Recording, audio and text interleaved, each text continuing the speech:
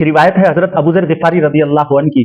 वो फरमाते हैं कि एक मर्तबा मैं बाहर आया, अल्लाह के नबी सल्लल्लाहु अलैहि वसल्लम भी बाहर तशरीफ फरमा थे।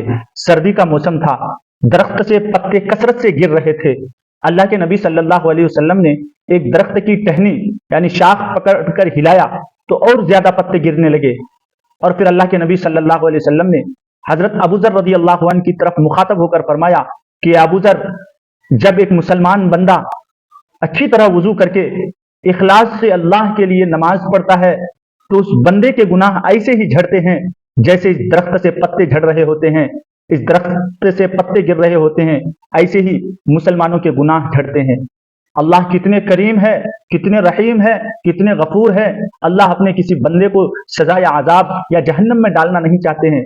अगर बंदा से गलती हो जाए तो उस गलती, उस गुनाहों के खत्म करने के बहुत सारे रास्ते अल्लाह तबारक व तआला ने खोल रखे हैं, बहुत सारे तरीके इस्लाम में बताए गए हैं। उनमें से एक नमाज की पाबंदी और उसके एहतिमाम से इंसान के गुनाह झड़ते हैं जैसे दरख्त से पत्ते झड़ रहे होते हैं।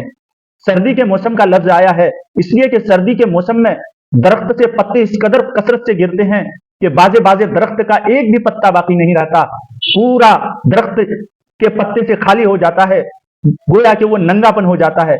ऐसे ही मुसलमान बंदा जब इखलास से अल्लाह के लिए नमाज पढ़ता है तो उसके गुनाह झड़कर खत्म हो जाते हैं, मिट जाते हैं। इसमें एक बात याद रखना चाहिए कि जितने भी फजाइल के अहादीस हैं जिससे गुनाह मिटने का सबूत मिलता है, उन तमाम रिवायात में इस बात का जहन में होना जरूरी है कि गुनाह मिटने से मुराद गुनाह सगीरा है, छोटे छोटे गुनाह है। बड़े गुनाह जो गुनाह कबीरा कहा जाता है जिसको, वो गुनाह बगैर तौबा के माफ नहीं होते हैं।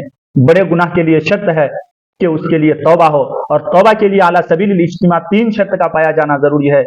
उस गुनाह पर शर्मिंदा हो, उस गुनाह को बिल्कुल छोड़ दे और आइंदा न करने का मजबूत और पुख्ता इरादा हो, आज़्म बिल जज़्म हो। अल्लाह ताला हम और आपको 5 वक्त की नमाज पाबंदी के साथ अदा करने